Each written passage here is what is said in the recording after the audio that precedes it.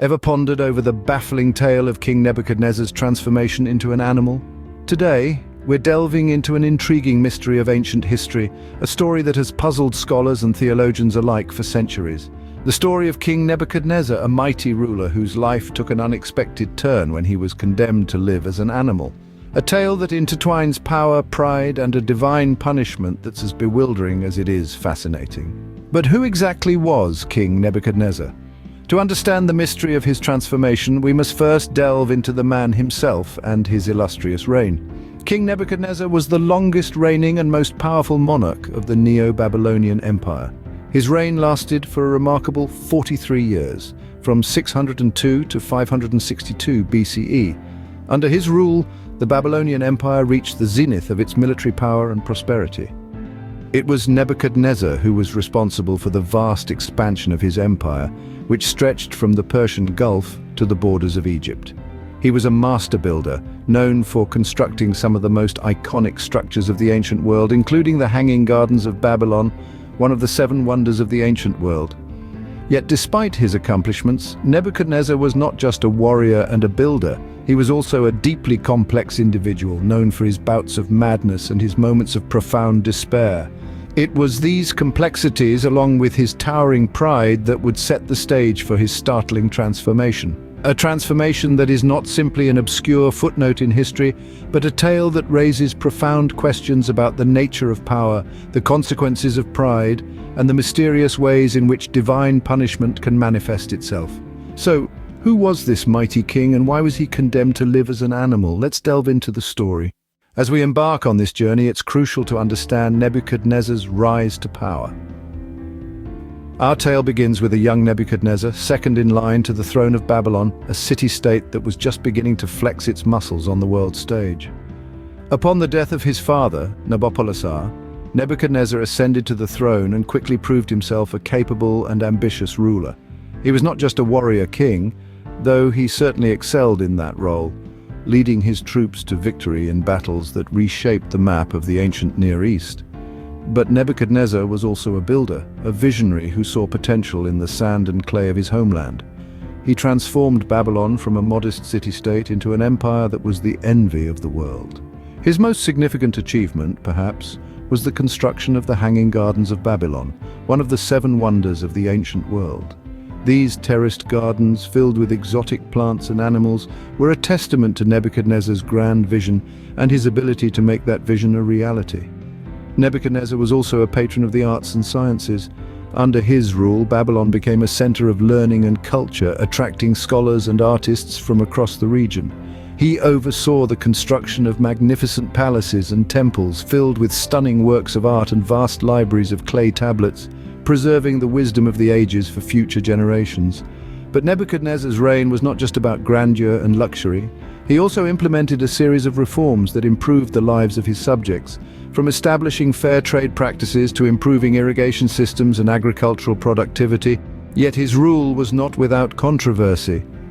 Nebuchadnezzar was notorious for his pride and arrogance, traits that would eventually lead to his downfall. He saw himself as a god, demanding absolute loyalty and obedience from his subjects. Yet despite his accomplishments, Nebuchadnezzar's pride was his downfall. To understand the transformation that awaited this mighty king, we must first understand the heights from which he fell. Indeed, pride comes before a fall, and for Nebuchadnezzar it was a fall from grace. This king, the ruler of the Grand Babylonian Empire, was not immune to the intoxicating allure of arrogance and self-importance. His pride was as towering as the Hanging Gardens of Babylon, one of the seven wonders of the ancient world that he himself had commissioned. As recorded in the biblical book of Daniel, Nebuchadnezzar received a forewarning of his downfall through a disturbing dream. In this dream, a mighty tree, reaching up to the heavens and visible to the ends of the earth, was cut down at the command of a divine messenger. This tree, as interpreted by Daniel, symbolized Nebuchadnezzar himself. The king was warned to renounce his sins and to practice righteousness, lest the dream's ominous prophecy come to pass. However, Nebuchadnezzar's pride blinded him to the wisdom of this counsel. One fateful day, as he strolled on his palace roof surveying the splendor of Babylon, he couldn't help but attribute this glory to his own might and wisdom. His hubris had reached its zenith.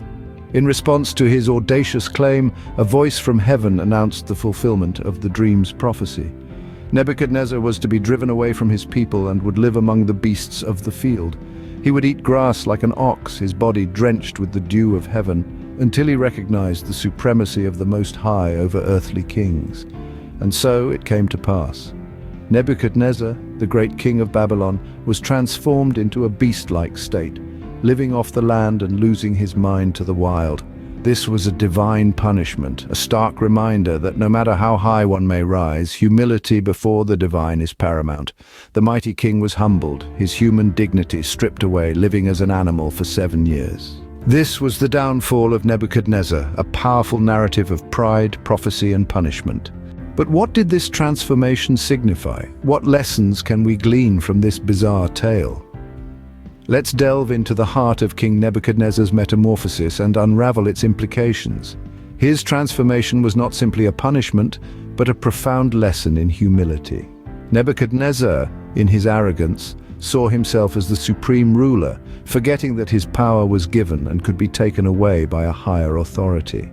By turning him into a beast, God was essentially stripping him of his human dignity and reducing him to his basic instincts, a stark reminder of the fine line between man and beast. This transformation also served as divine judgment. Nebuchadnezzar's pride had blinded him to his limitations and the rights of others. His transformation was a divine intervention, a rebuke for his pride and a reminder of who truly holds the reins of power. A lesson that even the mightiest among us are not invincible, and that unchecked pride can lead to one's downfall. Now, what can we learn from this? Well, Nebuchadnezzar's tale is a timeless lesson in humility and the importance of acknowledging a power greater than ourselves. It teaches us to remain grounded, to remember our roots, and to respect the rights and dignity of others. It warns us against the dangers of unchecked pride and the illusion of invincibility. Moreover, it serves as a reminder that divine justice, though it may seem delayed, is never denied.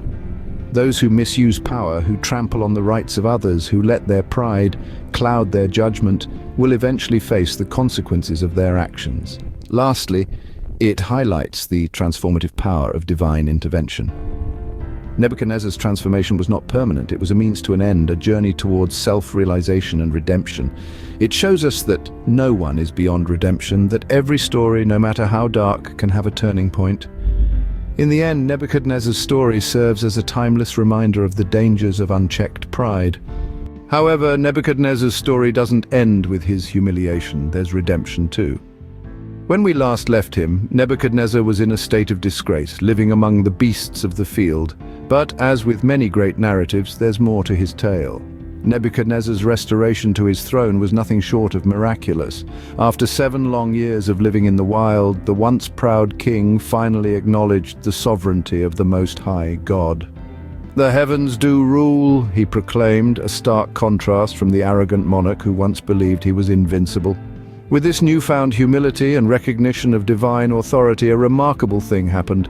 Nebuchadnezzar's sanity returned. His advisors and courtiers, who had been ruling in his absence, welcomed him back with open arms. His kingdom was restored, even greater than before. But it wasn't just his throne that was restored.